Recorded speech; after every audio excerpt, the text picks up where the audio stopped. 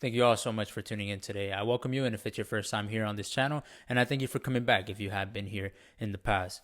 I genuinely appreciate all the love and support that you guys have shown to my podcast so far, so I just wanted to take a quick moment to express that to you guys. But I'm not going to waste too much time on an intro today, since I do think today's interview does speak for itself. I do have a friend coming on here, a friend who I've known for a couple of years now, and he will be coming on here to just simply share his story so far and the story he continues to write for himself since moving here from Guatemala. We are here with Alejandro Mencos. Alexandro. Alexandro. I will be posting the link to all his social medias in the description below. Now, Alexandro, tell us a little bit about yourself, man. Well, I think you know me so well already. So I'm Alexandro, 24 years old, and I'm from Guatemala. I moved here to LA like 4 years ago. Yeah, this guy was my first friend over here. Yeah, he's like I grow a lot, but still the same size. Yeah, well, we've grown a lot in other aspects. Yeah, I moved here to LA just to, like everybody has a dream, and I was after that dream, but sometimes like you don't know what is the dream about, and yeah, like I moved to LA. I found my first job that it was with you, bro, like over there in the gym, and yeah, since then, like I've been hitting like todo lo que me he propuesto.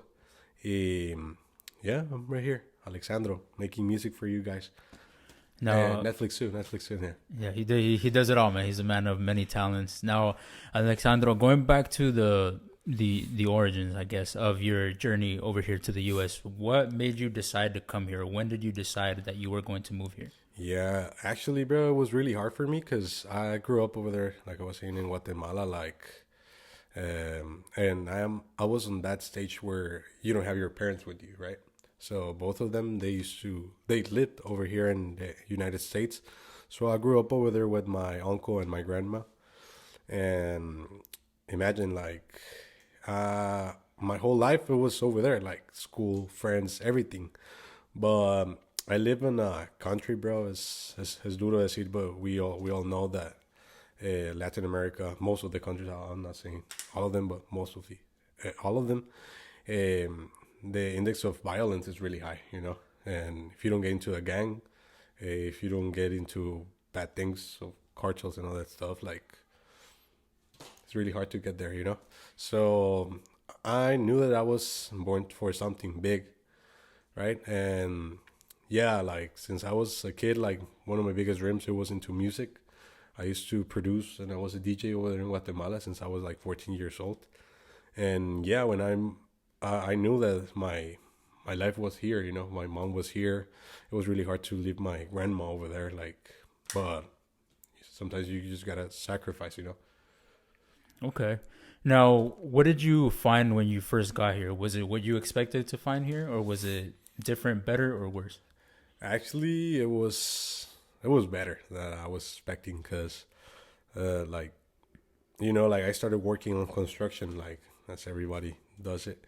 Like my first job, it was with my brother-in-law. He owns a company. He's a contractor of wood flooring and all that stuff. So I started working over there. It was really hard for me because, like, as you know, at that time I was skinny, still skinny, but yeah, it was really hard for me because it was like lifting heavy weights.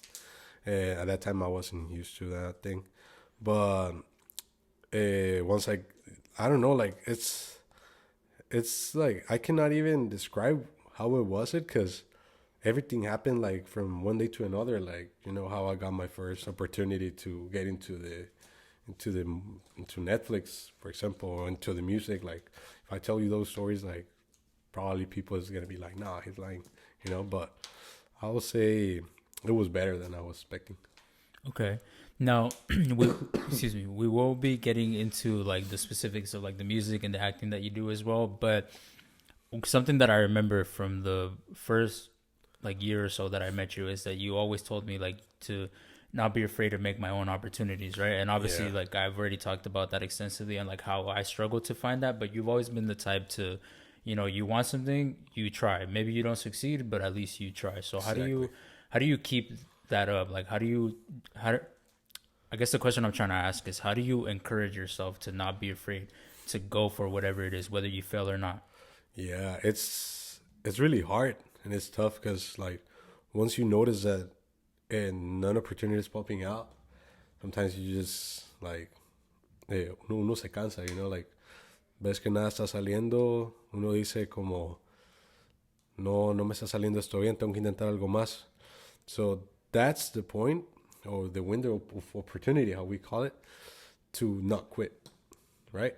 So you got to try everything, because there's a reason why that kind of thinking, like, oh, that ese sueño, that goal, that mindset comes into your head, right? So I think it's like life, it's God, it's, you know, your tu subconsciente is telling you something.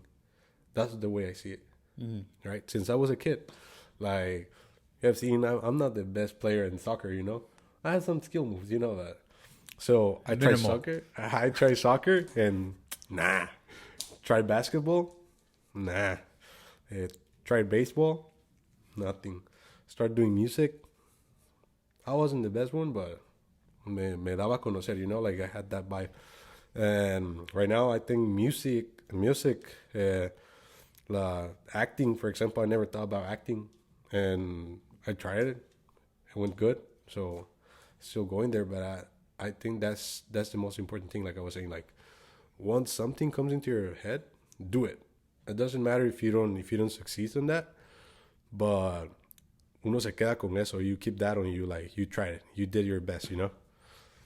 Now, I'm now realizing that, and it took me a while to realize it, but I genuinely agree with everything that you're saying. You know, that's the best opportunity. Like you said, that's the time to do it. Like before you give up on that dream, because eventually, you know, it might pass you by and you're like, oh, well, it's too late now or this and that. So I agree that is the best time to do it. Now, you mentioned how you always knew you were meant for something big. Yeah. But you were obviously stuck in a country where there aren't that many opportunities. So how did you feel when you were growing up, knowing that you were meant to do something big, but not being able to do so? Yeah, you know, like being honest, like when you're a kid, most of the things like like all the talks that you have is like, oh, I want to be famous, or oh, I want to make my family proud, oh, I want to make my friends proud, or, you know. Like, oh, you want to conquer that girl, you know, like, oh, I want to let her know who I am, you know, like she knows that I'll be famous one day. So, sorry. So, I'll say that most of the part of the time that I was over there, it was really hard because I know the only way to get with my mom, it was to be somebody in life, like, you know, because actually my mom living here, like without legal status over there, so it was really hard because, you know, like I didn't have a visa at that time, like no permanent resident or anything like that. So it was hard for me. It was most of it impossible, you know, like if you ask somebody like like a training or something like that about it, they will say that it's impossible, you know. But that kept me motivated. Like, yo, like I need to go over there with my mom, need to go over there with my dad. Like I'm already 17 years old. I'm already 18 years old. I need to be over there, follow my dreams. But here's the question: how am I gonna get over there? You know. So there's where it comes. Like, try this, try that. You know, and most of the things follow your dreams. You know, like I was saying, like if something comes to your head, do it, shoot it. Yeah. So that's what kept me motivated, like to be somebody. And it was telling me, like, como te dije, el subconsciente te dice, like, you're meant to something big, you know. Mm-hmm. Las oportunidades vienen sin que las pidas. That's a blessing, bro. How did you feel leaving everything behind? Now, you talked about how you felt coming here, but how did you feel leaving the life that you had lived up until the time that you decided to come here? Yeah, it was hard because my uncle is like, also he's my dad, you know. He's somebody that I admire. He helped me to grow up. Él me aconsejaba, you know, a veces me regañaba también. But, and for example, my grandma, she passed away like 2 months ago in November. Yeah, and she was like my mom, and actually it hit me hard. Like I've been on depression like for the last months, but they showed me something really important, that this is about, this is what life is about, sometimes you just gotta continue your journey, even if it's hard, like, but uh, if you're not meant to be over there, for sure you're not gonna be over there, like, no vas a estar allá si no es nada, si nada allá te va a servir, no vas a estar allá. O sea, la vida te coloca donde tiene que estar. Like, everybody is where they're meant to be. ¿Y qué te decía tu mamá cuando le dijiste que te querías venir? ¿O le comentabas? Like, yeah, no, like, she was always like, like, sí, mijo, ya, yo te quiero aquí, ya estoy hablando con la abogada, que no sé qué. But I went to apply for a visa, like, several times, bro, like 10 times. And it was kind of, it was embarrassing, like, being in front of those people, like, and they say, like, no, because this and that. And actually, I was working on something like that here, and I felt like in the other way, like, seeing those people, like, asking to come into this country and all that. But yeah, it's yeah, like, for a mother, I'll say, like, para una mamá es muy difícil decir, o sea, mi hijo está allá, y para un hijo también es muy difícil decir, mi mamá está allá. And there's where you gotta be strong, because sometimes vienen pensamientos a tu cabeza que, oh, mi mamá se fue porque no me quiere, o oh, mi mamá está allá y no me quiere porque no me viene a ver. Pero siento que hay que ser muy maduro para entender estas situaciones, porque se dan a diario, por más en Latinoamérica y en este país se dan a diario. When you got here, how did you find your mom's situation? Like, was she doing well for herself, or was she in a difficult situation at the time? Yeah, no, like, she was doing well. Like, she got married with my stepfather, Javier. And yeah, like, she was really happy in her marriage, and she got a really good job opportunity over there. She helps people. That's what she does with special con necesidades especiales. Special needs. Yeah, special needs. Y, like, yeah, like, she was doing well at the time I come here. La única cosa es, like, como te digo, o sea, es algo a lo que no estábamos acostumbrados a vivir. Entonces, como que despertarte, like, you woke up and the first thing you see is your mom, like, it's hard to believe, like, after, like 16 years without seeing her, like, yeah, it hits hard. Well, I'm here, bro. I know you have a sister. Was your sister here also? Or I have was two sisters. Yeah, both of them. Yeah, they were born here in the United States. So they were always, like, over there in Guatemala, back and forward. Yeah, so I didn't miss them. I've had the privilege of meeting his mom. Very, very nice to me every time that I've been over to their house. I've also met some of his cousins, your cousin Diego and your other cousin. I always forget his name. Diego, What's his name? Chimeco. Yeah, Chimeco, el gordito. Yeah. Muy buena gente todos, muy amables siempre conmigo. But what about their situation? Were they already here as well? So you already had more family than just your mom? Yeah. So that's the thing. Like, most of my family, like, I would say, like, 60% of my family is already here. As you know, like, I don't have a really good communication with my family, like, on my father's side. Yeah, but with my mother's side, like, mostly, like, 60% they live here in LA. Okay. Yeah. Now, let's get in a little bit into, like, your transition to actually start doing stuff, because, like he mentioned, when he first moved here, one of the first jobs that he had was to work for the gym that I used to work at. So that's actually how I came across him.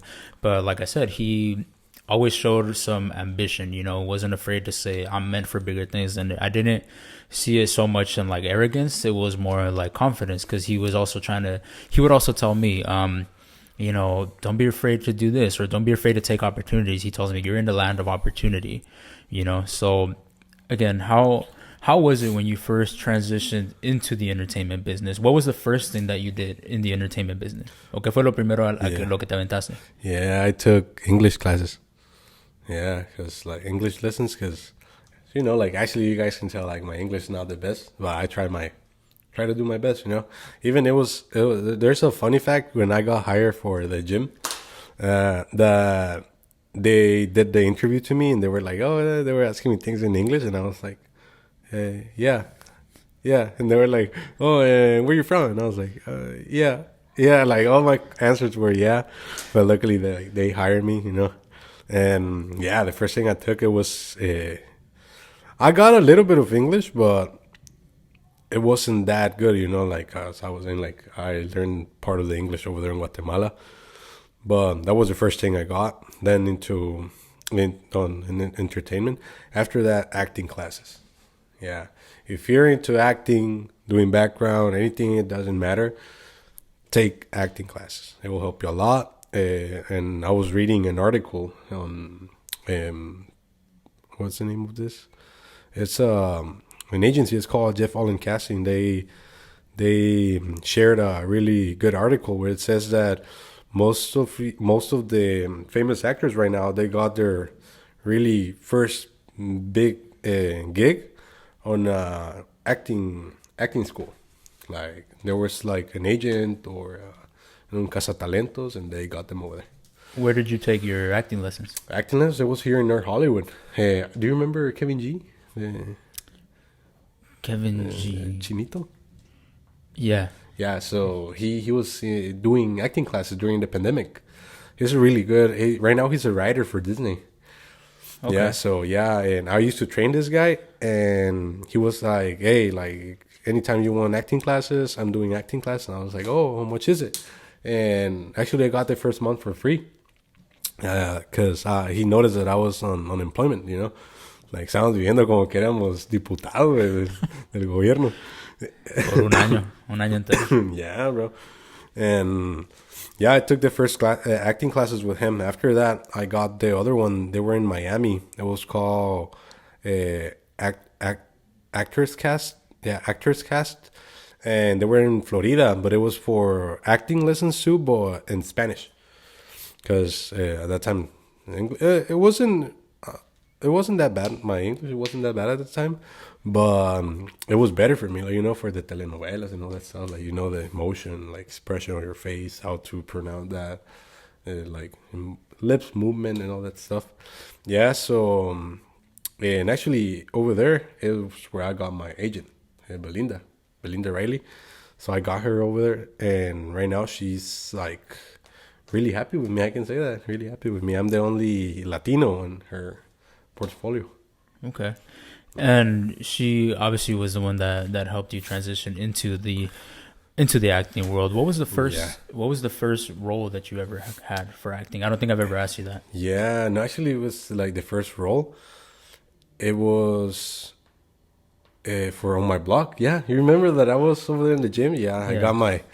It's really funny, this history, how I got into acting, because this lady, she came in and she was like, I don't know if she was screaming around like to cancel her membership, something like that, I think.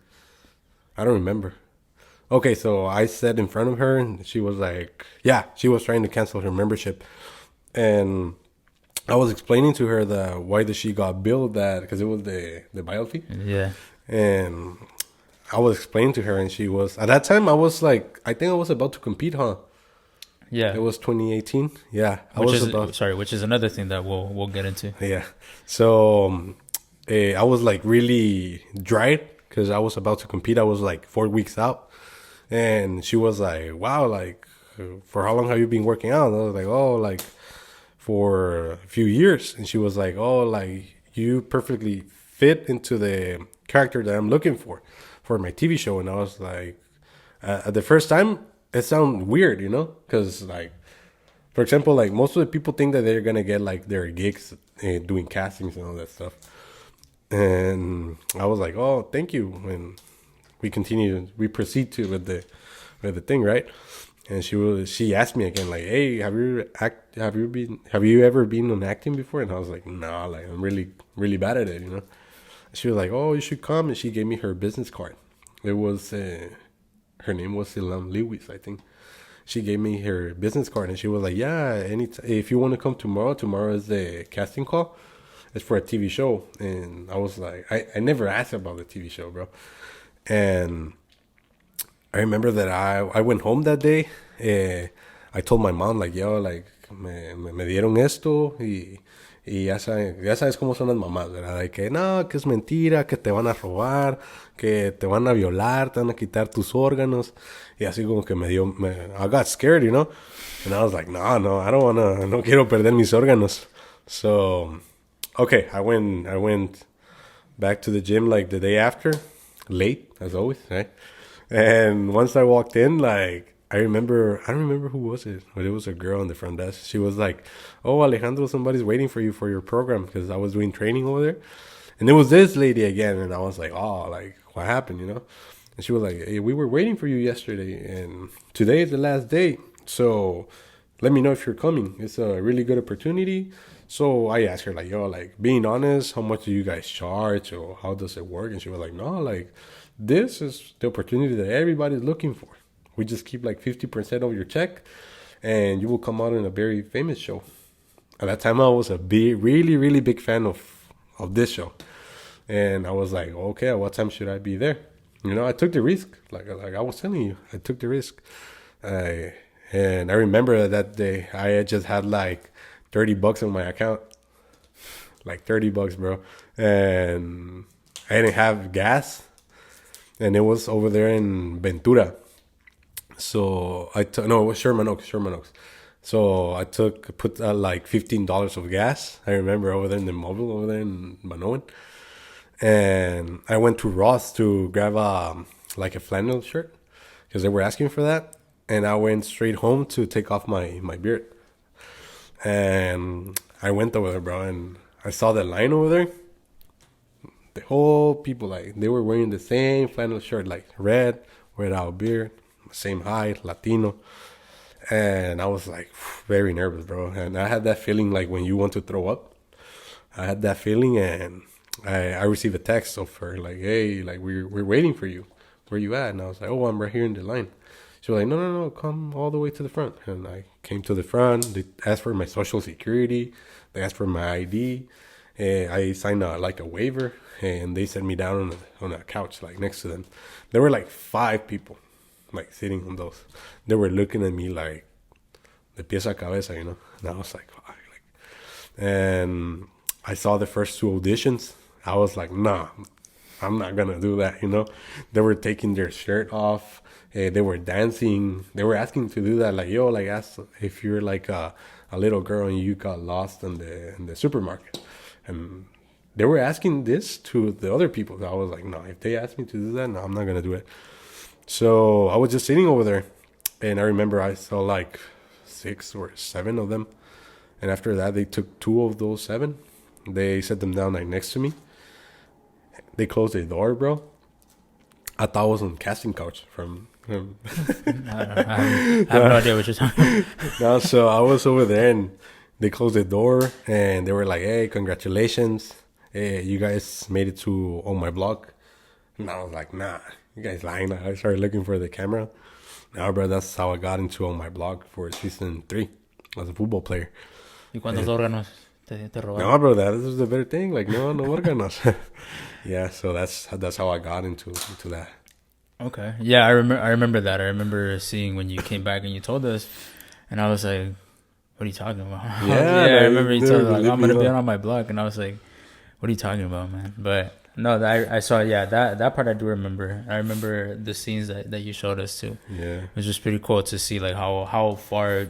Because I don't know if you can disclose this, so I'm not gonna ask you details. But I know you have like other major things coming up, so yeah, it's obviously gone pretty well for you so far, right? Yeah, bro. Pretty like no, it's puedes decir no hay problema. Okay. Yeah, no, yeah, but estoy bien agradecido. La verdad estoy agradecido, a pesar que no ha sido pues como un año fácil que te digo, verdad. Pero I think I'm doing the things in the correct way, you know.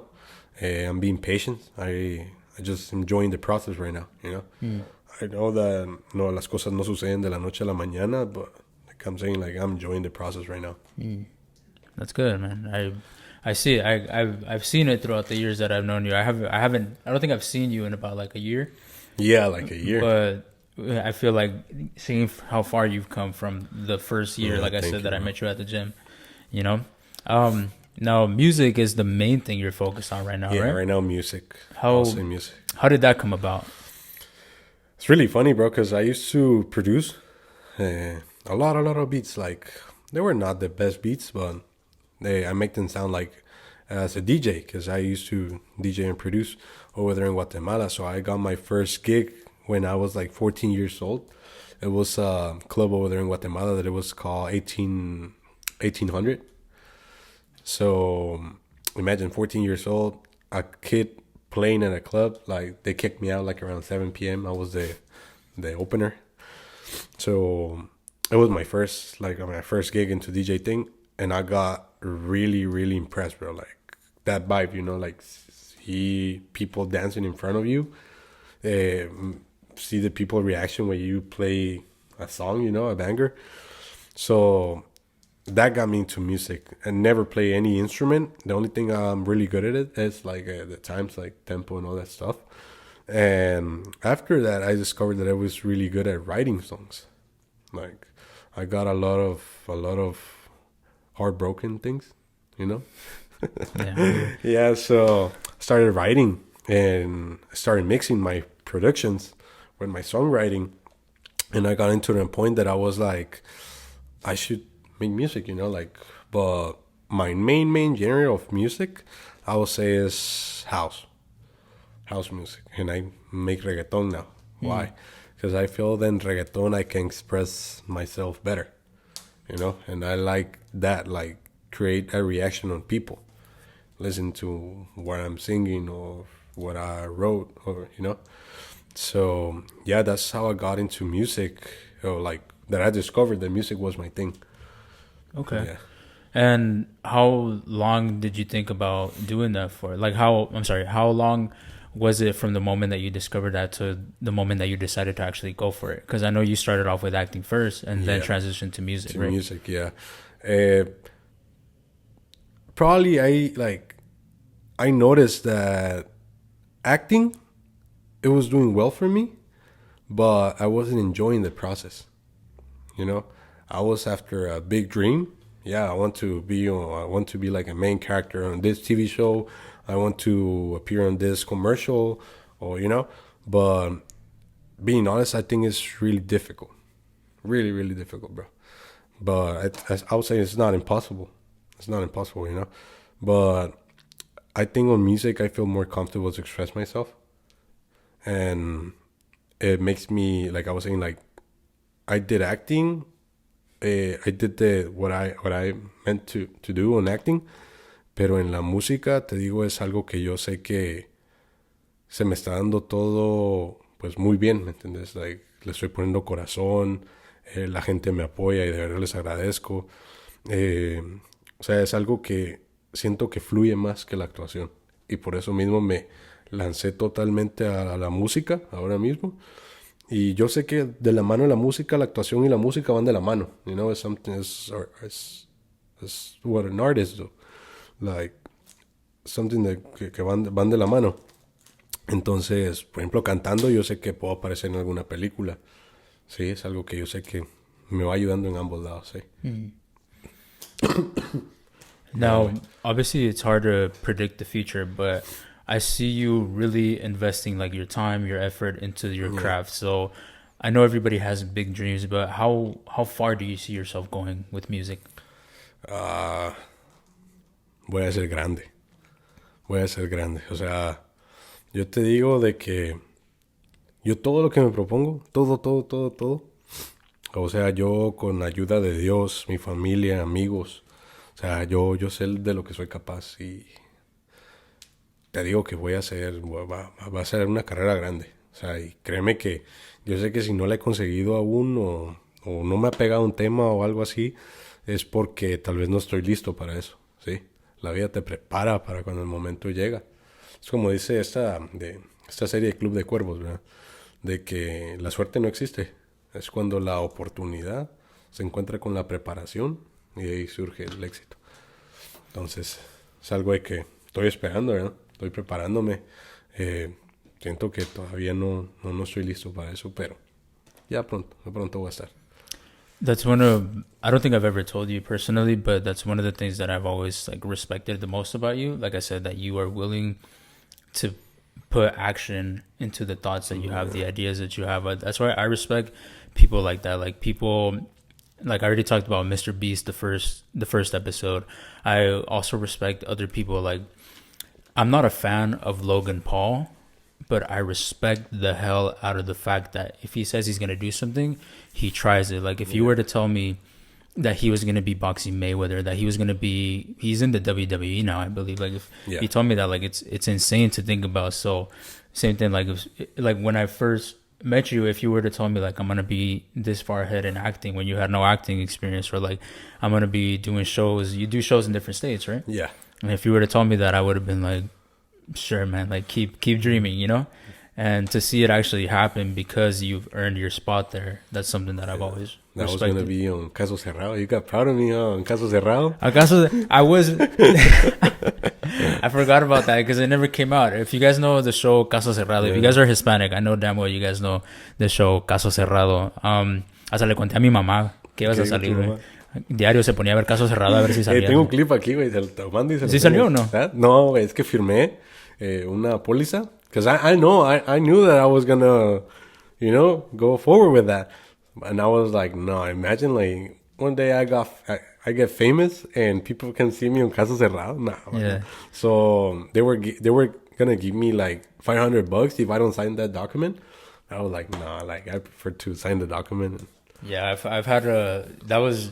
It came out like on live TV, but they cannot post it on any social media or YouTube or anything like that. So you can't rewatch it unless they play it. So the day I discovered that it came out, it was because one of my friends in Guatemala, bro, I was just chilling at home and he called me and he was like, yo, call me on FaceTime. And I was like, why? I called him, bro, and his mom was watching Caso Cerrado and this guy was over there. And I was like... ¿Y si sabían que era actuado o pensaban que te habían demandado? A lot of people... They thought that it was real. Yeah. Even my mom was a big fan. Even Howard, bro, the manager, he thought that it was real. But no, es actuado. Scripted, es actuado, yeah. A mí me sacaron como que yo era un monstruo ahí, no sé. ¿De qué te acusaban? De que yo quería pegarle a mi mujer, güey. Que yo no quería a mi mamá y que era drogadicto. Y no, todo lo contrario. Yeah, I had the opportunity to go on one of those shows too. It was one in English, so I don't remember the name of it, but...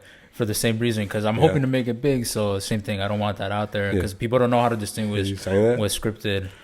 So I won't be taking any more of those. Alexandro, what are some of the most valuable lessons you've learned in life so far? To be humble. To be humble. And loyal.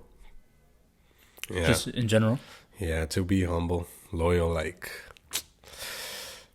no creer en las mujeres. Nah, okay, no, pero like yeah, we just lost 50% of our audience. Right?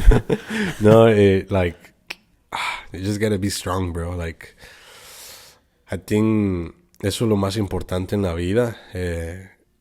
Ser fuerte, ser consistente. Pues como no creo que no mentir. El no mentir también es algo muy importante. Y siempre lo digo. I always say this like when they do an interview to me or anything like that. If I can help somebody with this, I'll say is to be authentic. That's what people value. Like they value more from you, as a person. That you're being authentic with them. Even in acting, even as a singer. Being authentic, it builds your career. That I would say is something really important. Okay. Now, you don't have to tell me like your biggest regret, but like, did you? I'm sure you made mistakes. Along your life. Is there anything that you wish you can go back and do differently, or are you grateful for having made those mistakes to be able to become the person that you are? Yeah, I'm grateful for the mistakes. For the mistakes, yeah. I think like every mistake makes you learn something. Like you were saying, like it makes you learn something, and in a good way or in a bad way. It's up to you how you take those kind of lessons. But yeah, I will never regret about anything. It's probably of dating that girl. Nah, we're not gonna mention names, so if anybody's ever dated him, you wonder if this is about you.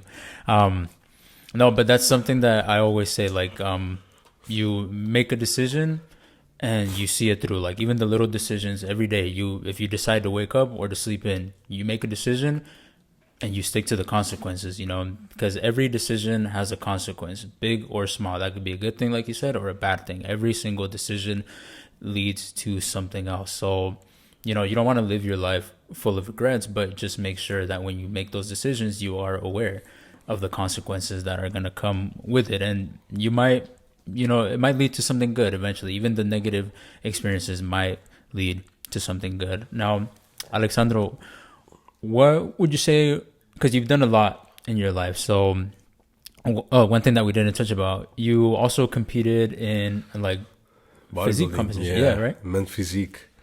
How was that? Here in the United States, it was cool. I'll say that. Like, I went against the whole pharmacy, but it was good, I'll say I learned a lot from this competition. I just did like one here in the United States. Was the Border States of Muscle Contest, and it was really good. I met a lot of people over there. They taught me a lot of things, how to pose, all of that. Then I went to Guatemala, back again. And yeah, you already know what happened, We're going to leave a picture right here. Yeah, I'm going to post a photo of the guy that he lost. Yeah, so imagine there were 6 competitors. And for me, I'm not being selfish or anything like that, bro, but they stole that competition from me, I think. So I placed on the 6th place. Se lo dieron a tu primito, sí, güey, se lo dieron al niño ese, güey. No. Pero, de eso se aprende. Por ejemplo, aprendí a ya no ir a competir a Guatemala, güey. Sí, aprendí a ya no ir a Guatemala, güey. Ya no quiero. Ya no quiero, güey. Entonces, right now, like, I'm thinking about competing again. But it's hard right now because, like, I'm spending most of the time, like, on the studio or working, and it's really hard right now to focus on a diet. Like, once you get into a competition, bro, it's really hard. Really, really hard. Like, I got to the point on the last prep that I got into the restroom, bro, and I started crying. Like, it was really hard. I was thinking about quitting. At that time, my ex-girlfriend, she, like, I used to call her, like, like, I don't want to do this anymore. Like, it's really hard. And she always says something really, really good for me. Like, si yo me sentiría orgulloso de contarles la historia a mis hijos about how I quit like 4 weeks before a competition. And I was like, yeah, like I would prefer to tell them like, oh, I was about to quit and I didn't, So I always have that on my mind. I miss that girl too. I'm kidding. No, I don't miss her. It's okay. You know where to find them if. But the reason why I brought up the whole competition thing, because again, you've done a lot in your life. So out of everything that you've ever done in your life, what would you say is one of the coolest things that you've done, or something that you're like, damn, like? I'll say music. Yeah, I'll say music changed my. No voy a decir lo mismo que dicen todos los artistas de music changed my life. No, but I think music is making me a better person. Yeah, like, me enseña, is showing me that you can do whatever you want. You can be today next to Maluma, and tomorrow in a venue you will be next to Chayanne. Somebody like that, like, and mostly like, I'm working right now with this kind of promoters and record label, this producers, and like one day, like I was next to, like I got el ¿cómo se dice esto? Puta, ahí vamos a cortar eso. El privilegio de conocer, por ejemplo, a Bless, que es un artista colombiano que está, and I was like, yo, like, I admire Bless, you know, and I took a picture with him and all that stuff. Then I was like, oh, I really admire this guy, Playero, for example. Playero was one of the first, like, DJs to play reggaeton. He was the DJ for Daddy Yankee and all that stuff. So I, like, lo conocí todo. He followed me on Instagram. He was really humble. So never thought about doing that, you know, like to meet one of my idols or anything like that. I know that one day I'll probably voy a sacar un tema con uno de ellos. Yo sé que lo voy a hacer. Pero, o sea, te digo, me está enseñando a que todo puede realizarse. Todo puede pasar. Okay. Now, I know I've seen some of the shows that you've done over the past couple months, you know, the Gasolina parties and stuff like that. You were in Phoenix doing some of those too. Yeah, I did the Phoenix one. Is that so? That's multiple states that have them? Yeah, Gasolina is actually like, I'll not say worldwide, but it's like inside the United States. Like every weekend, bro, like they have a party like a different state. For example, today they're in Minnesota. Yeah, so yeah. Gasolina is getting really big. Gasolina is getting really big, and I really appreciate them to give me the opportunity. I haven't performed that big with them.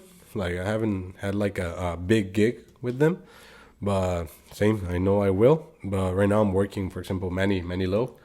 He's the producer, like in the back of my whole tracks right now. He's the mastermind, I will say, of the beats over there. I do my part, the songwriting, and yeah, he's one of the DJs for Gasolina. He's really good, really good. So if you guys haven't gone to a Gasolina party, you should go. And yeah, I'm really estoy bien agradecido también con ellos, que me están dando la oportunidad. Ellos me enseñan, o sea, que cómo hacer esto. Cómo promover mi música. Por ejemplo, no sé si viste que saqué mi última canción, and it got into a Spotify playlist, like most of the the most popular Spotify playlist. Estoy en una que se llama Rompiendo Los Ángeles. Es la más popular aquí en Los Ángeles. So I really appreciate that from them. And that was because of them helping you get into that? Like ellos me enseñaron a cómo sacar mi música. Okay. Yeah. So yeah, I do it in the way that they told me. It worked. So you've talked about your plans for the long run. Yeah. What are your plans for the near future? Or what do you have coming up right now? A lot of music. A lot of music. Yeah, I have like 10 tracks ready to come out. We just like estamos puliendo poquito a poquito just to put some details. And music, bro. Music, and I'm looking for a lot of opportunities, like gigs to perform and all that stuff. Like right now I got this for the Coachella Valley. So it's gonna be Ovi de Oro, a lot of artists over there. It's a really good gig. I think it's a good opportunity to show people like what I'm meant for. And right now I'm in conversations with Pepsi in Guatemala. So they're bringing this artist, Bizarrap, Duki, Danny Ocean, Prince Royce, and I want to open the concert for them. But Guatemala, you know, I'm not saying the country is bad, but the way they work, you know, like you must know somebody or somebody to hook you up into those kind of events. It's different. So, yeah, it's really different the way it worked over there. I think like it works the same here, but here they go more for this guy, like he says fuerza, he has talent, you know. But over there it's way different. Yeah, but hopefully I got that role too. That gig for that. Yeah. Now, where can people find your music? Yeah, and Spotify, all digital platforms. Spotify, Apple Music, Amazon Music, Deezer, Pandora, YouTube. YouTube, you can find my music video of Cita en LA. I have a song about LA. Actually, the EP is called Denny Avenue, where I used to live. Yeah. Yeah, Denny Avenue. Yeah, so yeah, you can find all this on the digital platforms. And it's all under the name Alexandro? Alexandro, yeah. On Apple Music, I messed it up. And you're gonna find me as Alejandro Mencos, because they're taking 7 months to change my name over there, because I switched my name from Alejandro Mencos to Alexandro. On Spotify, you can find me as Alexandro with 2 X and 1 Z. Then on Apple Music, Alejandro Mencos. Okay. And again, I will be posting all the links to that in the description and down below. Now, Alejandro, to wrap things up, What would you say to anybody that comes across this video, regardless of who they are? Anything that you want to share? Any final thoughts? Yeah, follow your dream, guys. I don't want to be that person that is gonna tell you how to get to your dreams. So I'm not gonna tell you the same thing to follow your dreams and all that stuff. No, just you already know. I know you already know where you're meant to be. I'm not saying you don't need to quit your job or anything like that. But we already said that on the first episode. Yeah, but the 9 to 5 job is gonna kill you. If you're here in LA or whatever part of this country, here we have like 70% or 80% more opportunities than any other part of the world. So you know what you're meant to be. Prepare, get yourself ready, because once the opportunity comes, if it's meant to you, it's gonna happen. And if you keep pushing, for sure it's gonna be for you. And yeah, eat your vegetables. Yeah, you don't want to end up like this guy. This guy used to have a really good physique. Y mira cómo me llegó. Me decepcionó cuando lo vi. It's bulking season. It's been bulking for a year. Bulking season, bro. All right, well, Alexandro, thank you for your time. No, thank you, Luis. Gusto verte nuevamente. And thank you guys for having me here. And yeah, listen to my music. It's been a pleasure. Thank you, guys.